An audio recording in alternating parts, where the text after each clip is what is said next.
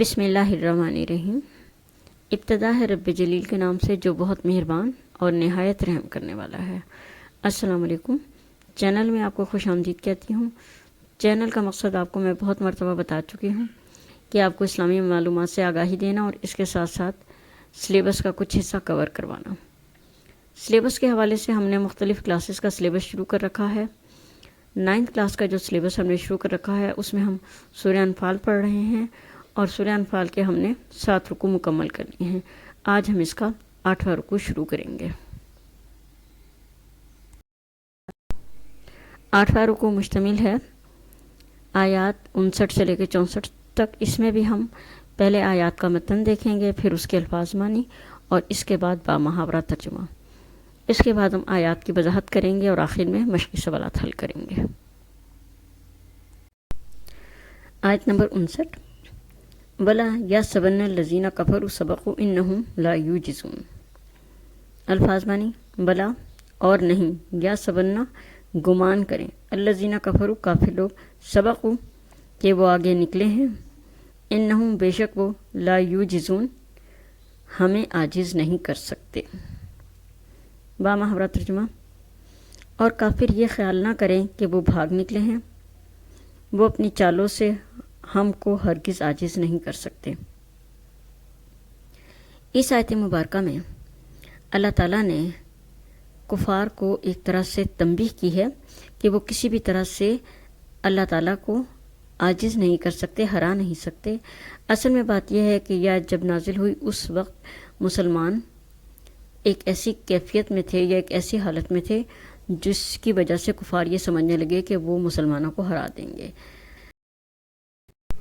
ان آیات کا شان نزول مدینہ کے ارد گرد کے یہودی قبائل ہیں۔ نبی کریم صلی اللہ علیہ وآلہ وسلم جب مکہ سے مدینہ ہجرت کر کے تشریف لائے تو آپ صلی اللہ علیہ وآلہ وسلم نے وہاں پر موجود یہودیوں کے ساتھ امن و عشتی کا اور امن کے معاہدے کیے، لیکن اس کے باوجود یہودیوں کے قبیلے جو تھے بنو نصیر، بنو قنیقہ اور بنو قریظہ، یہ مسلمانوں کے خلاف سازشیں کرتے رہتے تھے۔ اس کے ساتھ ساتھ وہ اوس و خزرج جو کہ پرانے قبیلے تھے ان کو بھی دشمنی کے لیے آمادہ کرتے تھے اور ان کو بھی اپنے لیے استعمال کرتے تھے۔ اس کے ساتھ یہودیوں نے یہ بھی کر رکھا تھا کہ وہ مشرکین مکہ سے بھی تعلق اپنا قائم رکھے ہوئے تھے، اور یہ سب کچھ وہ اس امن کے معاہدے کے باوجود کر رہے تھے جو انہوں نے نبی کریم صلی اللہ علیہ وآلہ وسلم سے کیا تھا۔ یعنی انہوں نے معاہدہ امن کا کیا تھا لیکن سازشیں کر رہے تھے اور مسلمانوں کو مٹانے کی کوششیں کر رہے تھے۔ اس کا مطلب یہ ہے کہ مسلمان اس زمانے میں بہت نازک دور سے گزر رہے تھے۔ اس کی بنیادی وجہ یہ تھی کہ مدینہ ہجرت کرنے کے بعد مسلمان ابھی تک مستحکم نہیں ہوئے تھے بلکہ اپنے آپ کو مستحکم کرنے کی کوششیں کر رہے تھے۔ دوسری وجہ یہ تھی کہ غزوہ بدر میں شکست کے بعد کفار مکہ کا جوش انتقام بہت زیادہ بڑھ گیا تھا۔ تیسرا مسئلہ یہ تھا کہ مدینہ کے ارد گرد کے یہودی قبائل بھی مسلمانوں کے خلاف درپردہ رہ کر سازشیں کر رہے تھے۔ اور ایک اور مسئلہ جو مسلمانوں کو درپیش تھا وہ یہ تھا کہ مسلمانوں میں بھی منافقین کچھ پیدا ہو گئے تھے، یا کچھ ایسے لوگ تھے جو مسلمان نہیں تھے لیکن انہوں نے اسلام کا لبادہ اوڑھ رکھا تھا اور وہ بھی اسلام کے خلاف سازشیں کر رہے تھے۔ آیت نمبر 60۔ وَإِدُّوا لَهُم مَا اسْتَطَعْتُم مِّن قُوَّةٍ وَمِن رِّبَاطِ الْخَيْلِ تُرْهِبُونَ بِهِ عَدُوَّ اللَّهِ وَعَدُوَّكُمْ وَآخَرِينَ مِن دُونِهِمْ لَا تَعْلَمُونَهُمُ اللَّهُ يَعْلَمُهُمْ وَمَا تُنْفِقُوا مِن شَيْءٍ فِي سَبِيلِ اللَّهِ يُوَفَّى عَلَيْكُمْ وَأَنْتُمْ لَا تُظْلَمُونَ۔ الفاظ معنی وَإِدُّوا اور تم تیار رکھو، لہم ان کے لیے، مستطاعتم جتنی تمہاری طاقت ہے، من قوتٍ اپنی قوت سے، ومن رباط الخیل اور بندھے ہوئے گھوڑے یا تیار گھوڑے، ترہبون بھی تم خوف زدہ ہو اس سے، عدو اللہ اللہ کے دشمن، وعدوکم تمہارے دشمن، وآخرین اور دوسرے، من دونہم ان کے علاوہ، لا تعلمونہم تم نہیں جانتے، اللہ اللہ تعالیٰ، یعلمہم انہیں جانتا ہے، وما اور جو کچھ، تنفقو تم خرچ کرو گے، من شیئن ذرا سا بھی، فی سبیل اللہ اللہ تعالیٰ کے راستے میں، یوفا بدلہ دیا جائے گا پورا، الیکم تمہاری طرف، وانتم اور تم پر، لا تظلمون ظلم نہیں کیا جائے گا۔ محاورہ ترجمہ، اور تم تیار رکھو کافروں سے مقابلے کے لیے جتنی تمہاری ہمت اور طاقت ہے،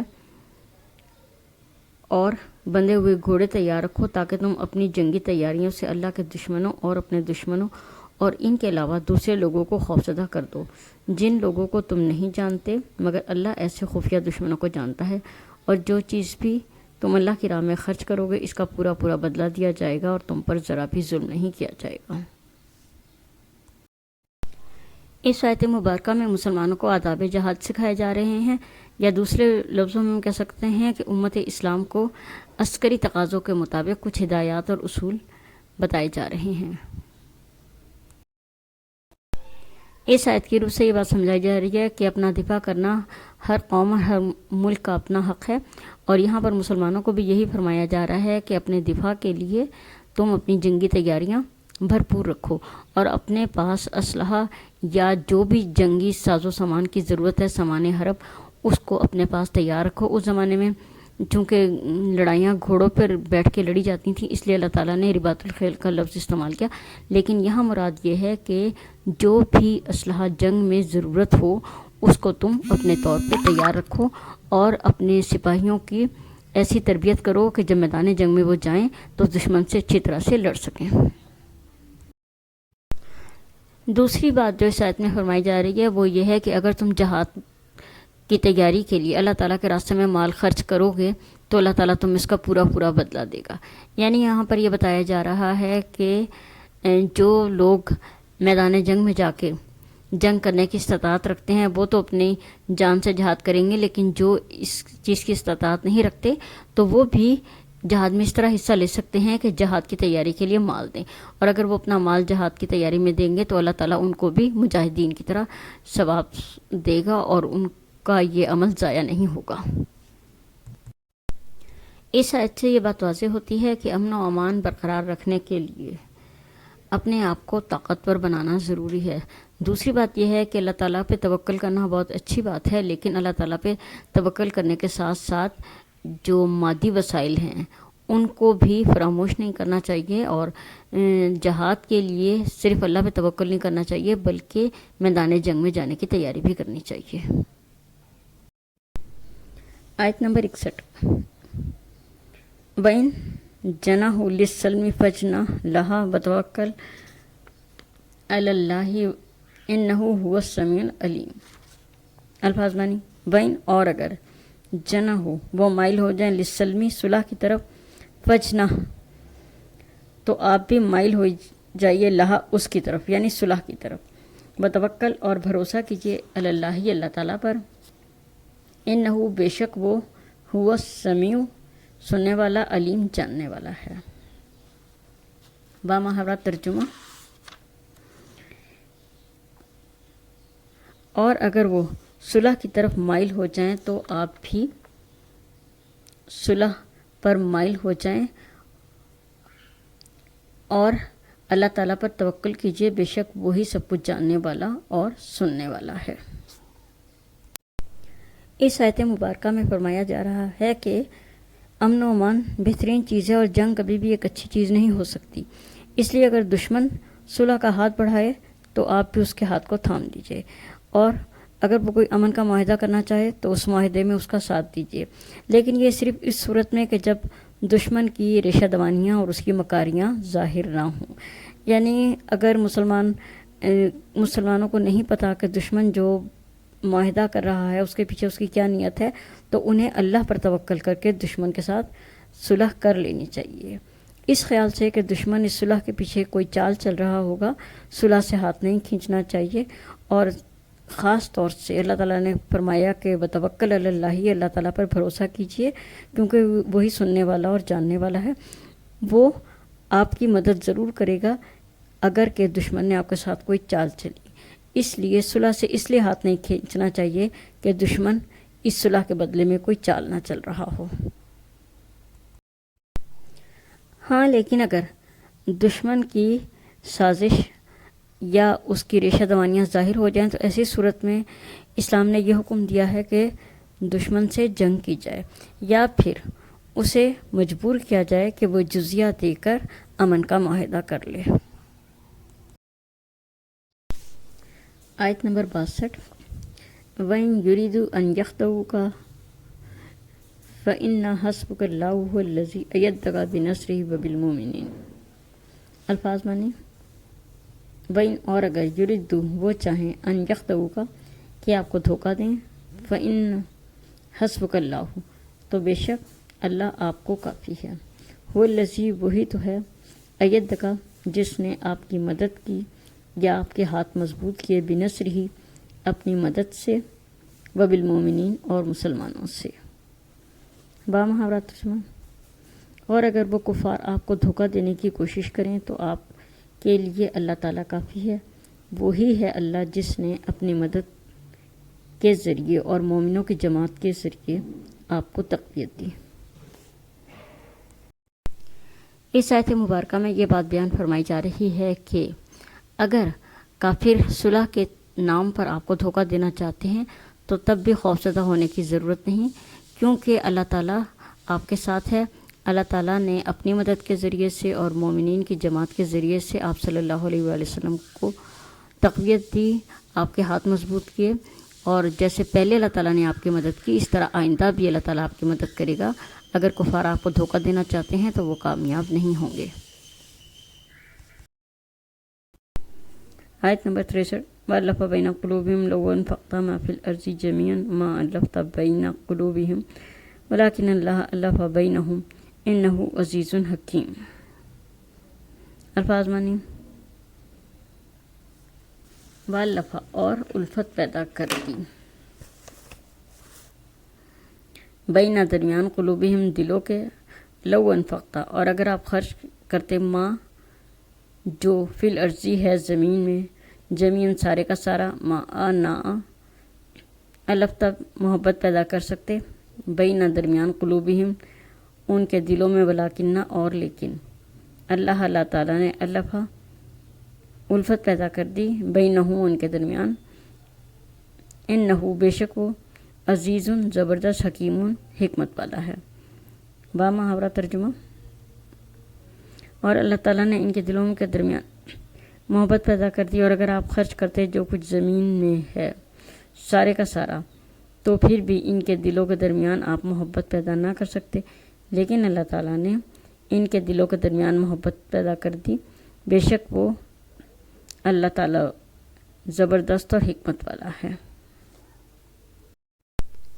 اس آیت مبارکہ میں اللہ تعالیٰ نے اس بات کی طرف اشارہ کیا ہے کہ اللہ تعالیٰ ہی نے مومنین کے دل میں ایک دوسرے کے لیے محبت اور الفت پیدا کی۔ یہاں پر ہجرت مدینہ کے بعد جو نبی کریم صلی اللہ علیہ وسلم نے رشتہ مواخات قائم کیا تھا، اس کا بھی تذکرہ ہے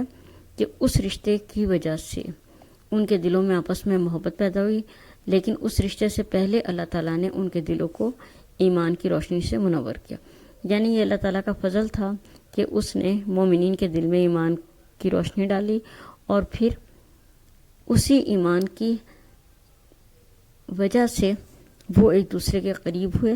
اور ایک دوسرے کے بھائی بن گئے۔ اسی بات کو اللہ تعالیٰ نے سورہ آل عمران میں بھی بیان فرمایا ہے کہ تم اللہ کی نعمت سے آپس میں بھائی بھائی بن گئے، تم دوزخ کے کنارے پر کھڑے تھے لیکن اللہ تعالیٰ نے تمہیں اس میں گرنے سے بچا لیا، یعنی یہ اللہ تعالیٰ کا خاص فضل تھا کہ اس نے انصار اور مہاجرین کے دل میں ایک دوسرے کے لیے محبت ڈالی، یا مومنین کے دل میں ایک دوسرے کے لیے محبت ڈالی۔ یہاں پر اللہ تعالیٰ یہ بھی ارشاد فرما رہا ہے کہ اگر تم ساری دنیا کی دولت بھی خرچ کر لیتے تب بھی ایک دوسرے کے دل نہ جیت سکتے، لیکن دلوں میں جو محبت ہے یہ صرف اللہ ہی کے فضل و کرم کی وجہ سے ہے۔ آیت نمبر 64 یا ایھا النبی حسبک اللہ ومن اتبعک من المؤمنین۔ الفاظ معنی، یا ایھا النبی، اے نبی کریم صلی اللہ علیہ وآلہ وسلم، حسبک اللہ، اللہ کافی ہے آپ کے لیے، ومن اتبعک اور جو اتباع کرے آپ کی، من المؤمنین مومنوں میں سے۔ بامحاورہ ترجمہ، اے نبی خدا تم کو اور مومنوں کو جو کہ آپ کے پیروکار ہیں کافی ہے۔ اس آیت مبارکہ میں اللہ تعالیٰ نے نبی کریم صلی اللہ علیہ وآلہ وسلم سے خطاب فرماتے ہوئے فرمایا کہ اے نبی کریم صلی اللہ علیہ وآلہ وسلم، اللہ تعالیٰ آپ کے لیے اور مومنوں کے لیے کافی ہے جو کہ آپ صلی اللہ علیہ وسلم کی اتباع یا آپ صلی اللہ علیہ وسلم کی پیروی کرتے ہیں. یعنی جو شخص اللہ تعالیٰ کے احکامات پہ چلتا ہے اور نبی کریم صلی اللہ علیہ وآلہ وسلم کی اتباع کرتا ہے، اس کے لیے اللہ کی مدد لازم ہے. اللہ تعالیٰ ان کی ہر حال میں مدد کرتا ہے جو اللہ اور اس کے رسول کے بتائے ہوئے راستے پر چلتے ہیں.